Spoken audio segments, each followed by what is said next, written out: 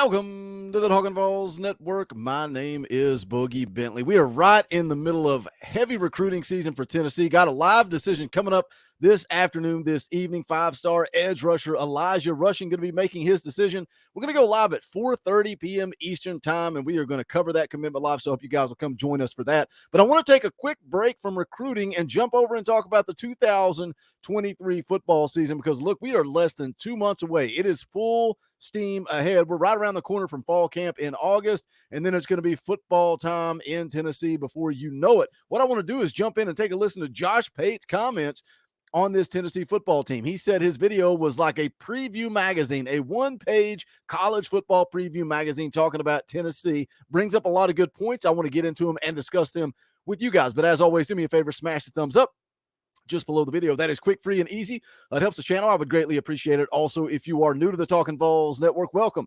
We're not experts. We're not insiders. We're not media. We're not talking at you here. We are talking with you. We're building a community of Tennessee fans right here on the Talkin VAWLS Network. If you like what we do, make sure you subscribe. Click that bell for notifications. You're not going to miss out when we go live or when we drop a video. Again, we're going to be live later today, 4:30 p.m. Come hang out. Should be a good time. Talking recruiting with Coach Jay. Take a look at a couple of plays from Elijah Rushing and then count down to his live commitment. Also, you want to do a little bit more, hit that join button. Hit that join button down below, and for $1, if you got $1 per month to spare, you can become a member of this channel. You get custom Talkin VAWLS emojis, fan call-in shows, all kinds of fun perks and benefits. But more importantly, you are supporting what we do, giving me the opportunity to come on here and create content. So I would greatly appreciate that. Let's jump into it. Take a listen to Josh Pate on this 2023 football team. This is like a preview magazine page. What do you need to know about Tennessee? First question, naturally, is what is the University of Tennessee at quarterback? I just mean as a program. Is this really the kind of program that has found themselves in the sweet spot such that pretty much any quarterback is going to thrive here? Like Lincoln Riley in his career, seems like everyone turns into a Heisman Trophy contender. Is that Josh Heupel? Is Josh Heupel going to be that kind of head coach and that kind of play caller to where Hendon Hooker walks out the door and it's, oh no, look at all that production. And all we have left is Joe Milton. And then Joe Milton just shreds someone in a bowl game. And it turns out it's just a precursor to the next year. And then Nico Iamaleava's behind him. Is it just going to be like a factory, like a conveyor belt of Heisman caliber quarterbacks? If it is, we'll start to learn about that this year because all the preview magazines and all the talk is going to be, I don't know how they're going to make up for that lost production at quarterback. I think this is a big year for Josh Heupel. If he can put Joe Milton into the league, look, so many comparisons to Anthony Richardson at Florida and the arm strength and the athleticism and the ability. Can he put it together on the football field? And if he does, I think Joe Milton, if this team goes out and has success this year and Joe Milton manages this football team and makes plays, I think he's a first-round draft pick on athleticism alone. Again, we saw what happened with Anthony Richardson last year. Who would you have rather had leading your team in college? Would you have rather had Hendon Hooker or Anthony Richardson? Who went in the first round? Who went in the third round? So I think Joe Milton has every opportunity to go be a first-round draft pick. Now, I think some of us, we struggle with battered Vol syndrome, and we look back to when Joe first arrived on campus, the struggles, the accuracy issues. Some of you guys were begging for Harrison Bailey to get an opportunity. I have no idea where he's at now. But if Joe Milton, if we just took what he did last year after being coached up, developed by Josh Heupel, Alex Golish, Joey Halsley, if we just took last year's sample size, the mop-up duty, and I know it's mop-up duty, it's not the same, but then we got a little taste him starting against Vanderbilt. We got a little taste in the Orange Bowl. If we get Orange Bowl Joe, then I think we're going to be just fine in 2023. But that battered Vol syndrome creeps in. It starts to creep in. Let's hear more from Josh Pate. Well, if it's that kind of place, that's how they'll make it up. Question number 2. What kind of level of offensive line play are we going to see here? They got kind of 3 spots up for grabs in the spring: left tackle, right tackle, I think left guard also up for grabs. That's an area, and obviously that will heavily impact the overall play of quarterback. But the third question. Before he gets into the third question, I don't think Tennessee has three question marks on the offensive line. I think left tackle is going to be locked down by John Campbell. I think this coaching staff was pleased with what he did during spring. I think the other tackle position going to be locked down by Gerald Mincey. You know, we saw that competition a year ago between Mincey and Crawford, and Mincey won out the starting job. Now, when he got banged up and J.J. Crawford came in, I think Crawford did a nice job too. The only question mark I think is going to be at that left guard position. Do you go with Ollie Lane? Do you go with Andrej Carrick, the kid that transferred in from Texas? I don't think the coaching staff is very happy with where Carrick's at because, look, they tried to go right back into the portal and get a guard after spring camp ended. Now, the big question for me is, does Addison Nichols slide into that left guard spot as a redshirt freshman? Now, he's a guy that played a ton of center throughout spring camp. And the reason for that is because Cooper Mays was nursing an injury. So Addison Nichols stepped up, played a lot of center. Does he slide over to that left guard spot? Other than that, I think you're left to right. You're going to be Campbell, left guard's question mark, Cooper Mays, Javonte Spraggins, who I look to have a big year. I think he's looking to follow in Darnell Wright's footsteps and go make some money at the next level. And then at the right tackle position, I think you've got Gerald Mincey. But it is a question mark. Are you concerned with the offensive line because you don't have that elusive Hendon Hooker back there taking the snaps? Joe Milton can run the football. I like the quarterback power. I like the speed option that he runs. He just doesn't have that escapability that Hendon Hooker has, and I think that's why the offensive line is going to play a big part in 2023. And this is one that cost them last year, big time. Are they going to improve in the back end of their defense?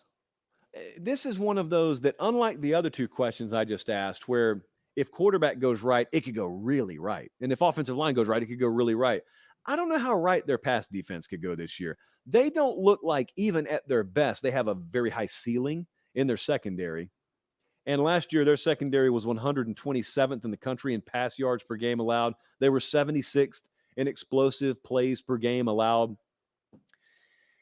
And it cost them in nights like when they played South Carolina. That's how you open yourself up to just this. Let's look at what he's got on the screen right now. Richardson, 453 yards and 4 touchdowns. Guess what? Tennessee won that football game. Young, 455 yards, 2 touchdowns. Guess what?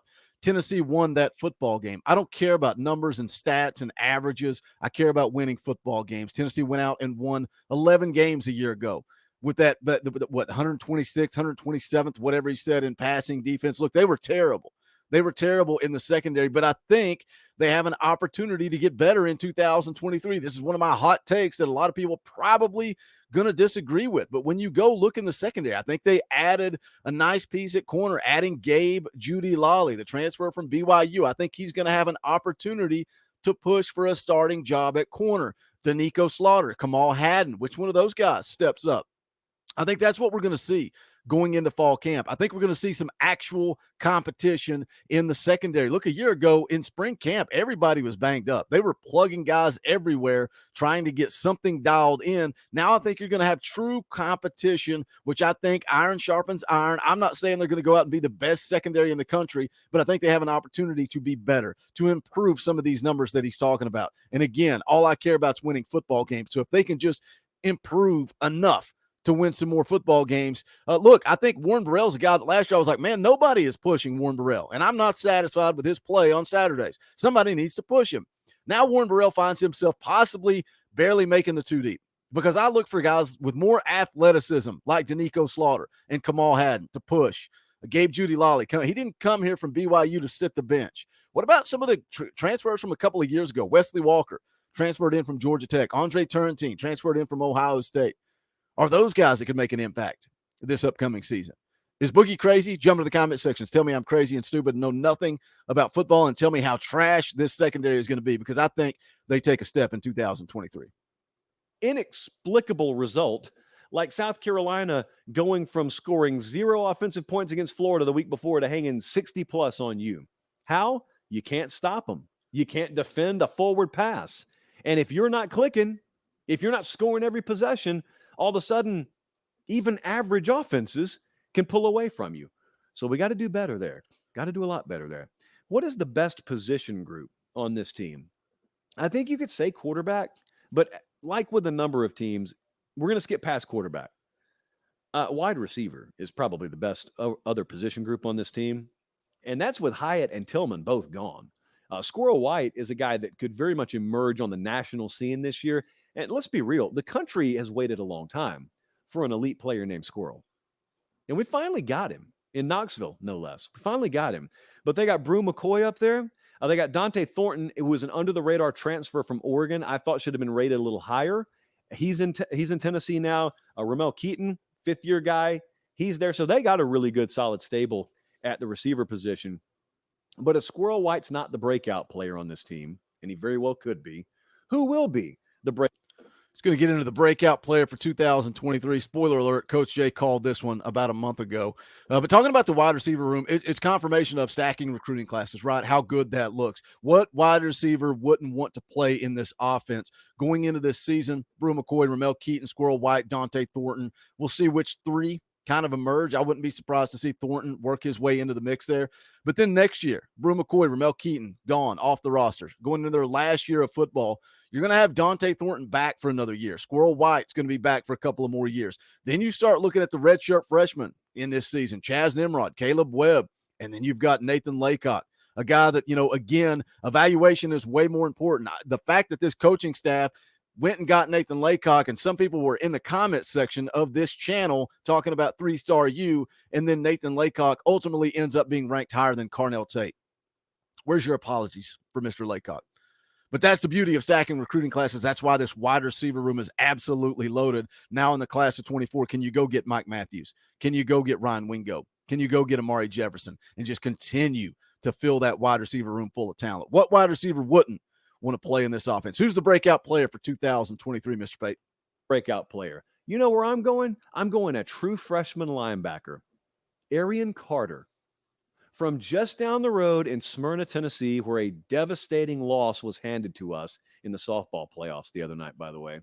He wasn't on the team. He's busy getting ready to start probably at linebacker. He was a 4-star in this past recruiting cycle. They went head-to-head against Alabama for him, and they ended up winning his services. I think because of their depth situation on defense, he will be an immediate starter.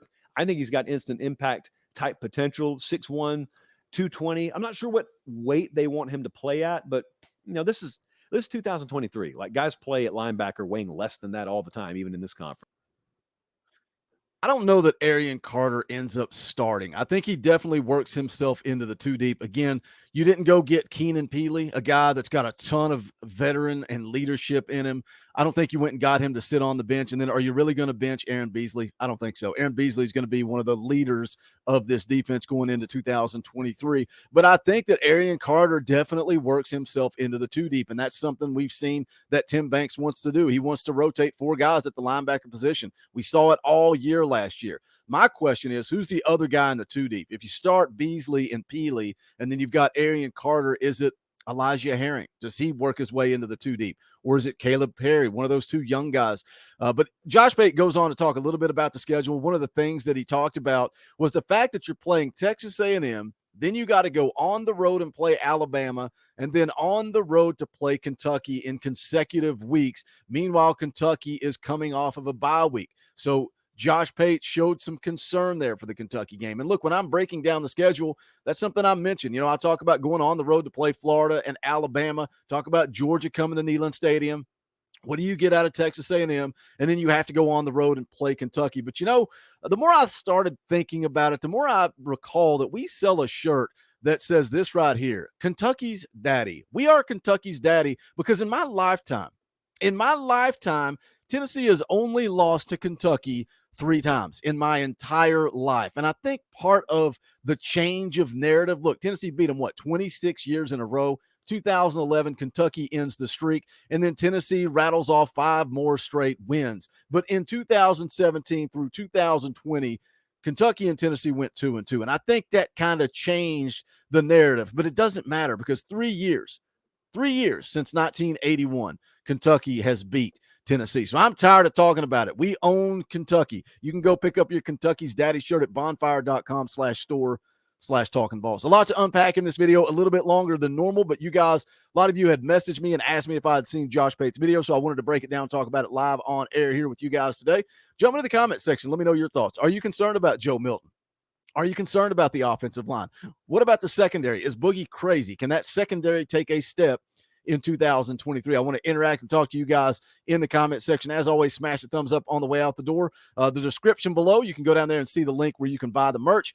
You can pick up some decals. You can support the channel by becoming a member. Hit that join button down below. We would appreciate it. But that's going to do it for this one. This is the Talkin VAWLS Network. My name is Boogie Bentley. Go Big Orange.